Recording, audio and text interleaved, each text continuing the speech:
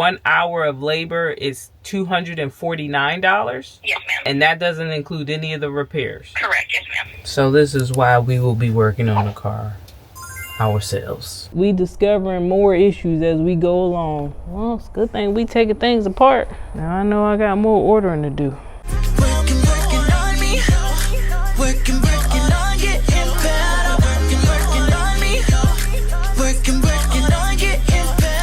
Time to work on the car.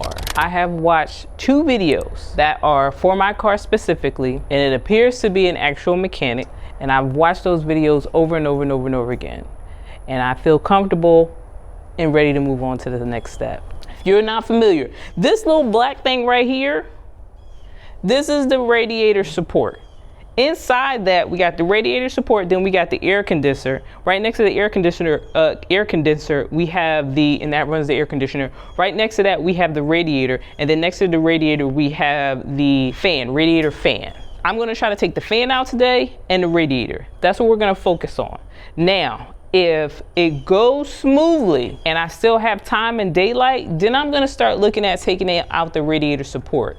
Now there's a few ways that I've seen people take out the radiator support. I saw one video where the guy actually took it out with his car just like mine. It's like my car is not on any jacks right now. The tires are still on. And he was able to take the fan out, take the radiator out, move the condenser, and then actually pull the radiator support out from the top. I also found another video, and I also found some comments in some videos where mechanics were working on cars where they said that another option would be to take the crash bar off. So this is the crash bar, and then there are places on the side here where with my vehicle you can take that off, and then you have access to the radiator support. And as of now, I'm still kind of debating on which way I'm going to go. And then I also, once I have gotten a lot of the pieces out, I also plan on doing some additional things. So definitely continue to watch this journey, because I did purchase the parts that I need.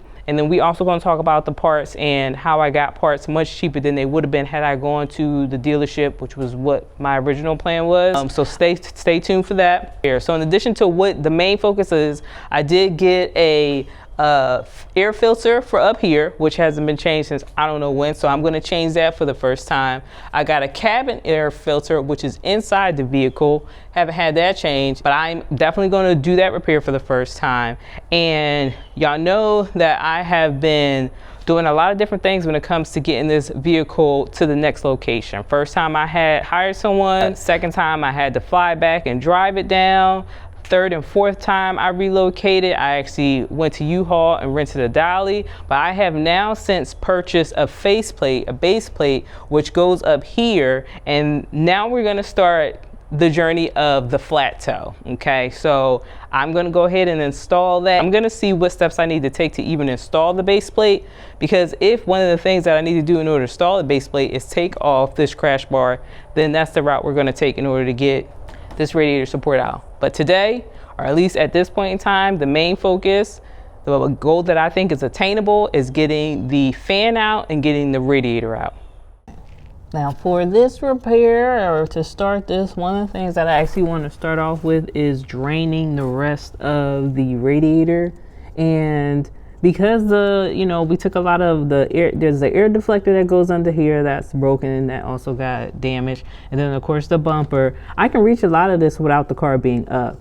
And this right here is one way to drain my radiator. So I'll need to loosen this up, pull it back, and then let it drain out. So we're gonna start that process. We're gonna start from the bottom here.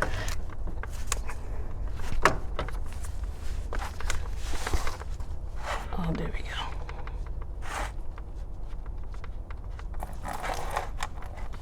Dang, that wasn't much left now, was it? Dang. Okay, well, that was easy.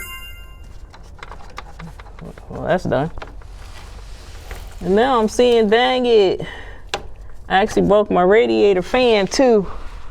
So, looks like I'm gonna have to get one of those sent out to me. Didn't notice that before.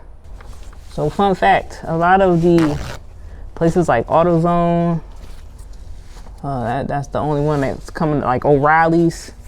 A lot of the places where you can get automotive parts and stuff for your car, they actually have a recycle program where things like engine oil, if you take it there, they'll recycle it.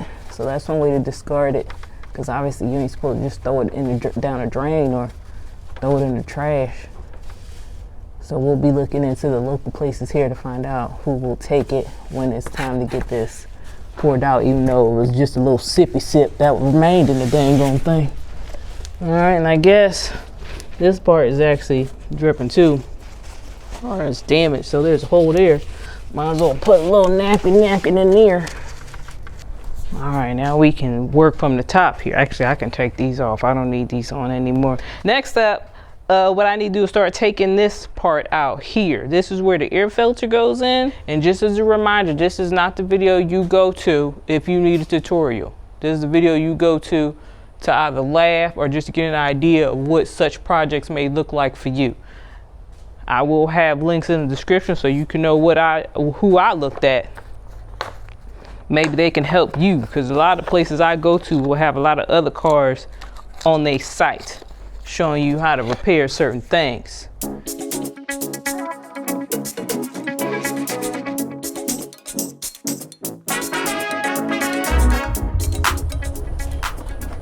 this is one of the air filters that I'll be changing for the first time. It's right there. I was paying people to do that. That's crazy. I can do that myself.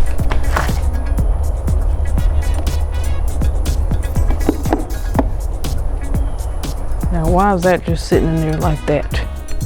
Oh, damn. This thing got beat up too. Well, I guess we discovering more issues as we go along. Basically, this whole half just got lifted up and caused a lot of damage. So I gotta get one of these too. Now I know I got more ordering to do. Pretty proud of myself for remembering a lot of these steps. But then as you look at it, you can kind of figure it out. Took a little bit, but I got it off. Yo, look at this air box. Thing's all banged up. So I gotta get, that ain't supposed to look like that. So, on the inside you can kind of see it's all pushed in.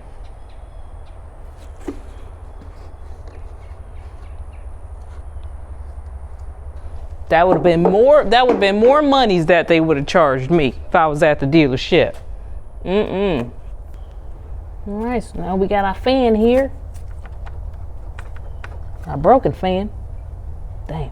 All right, so definitely gonna need to take that part off, which is like also a hose going into the radiator. But before I do that, I can start pulling out these like plastic pieces.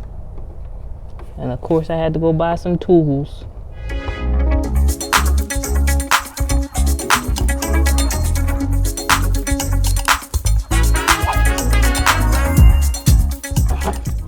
Radiator fan. Busted. This fan is busted. So we got to get one of these as well. Goodness. You can just see like everything just got hit right here. And everything moving up is just a little busted. So now we're gonna try to get this radiator out.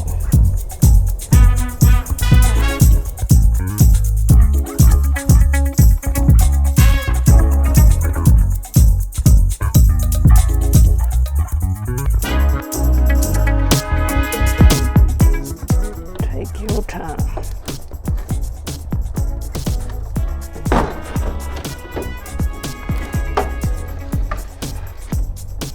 Woo, we did it. And there's the radiator. There is the radiator. Now I can see where the issue was. All right. So everything we wanted to get out is out right now. Now we're gonna look at all the pieces, see everything I jacked up. You can do it! And this is proof. Here are all our pieces from today.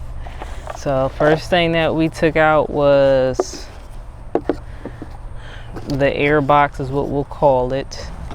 Okay, so we took this out, and once I took this out, realized that the bottom half of this is completely busted. Okay, got a crack here. This obviously got rammed into it, so I gotta look for this piece. I need to go ahead and purchase that replacement for that. Next, we took out the radiator fan.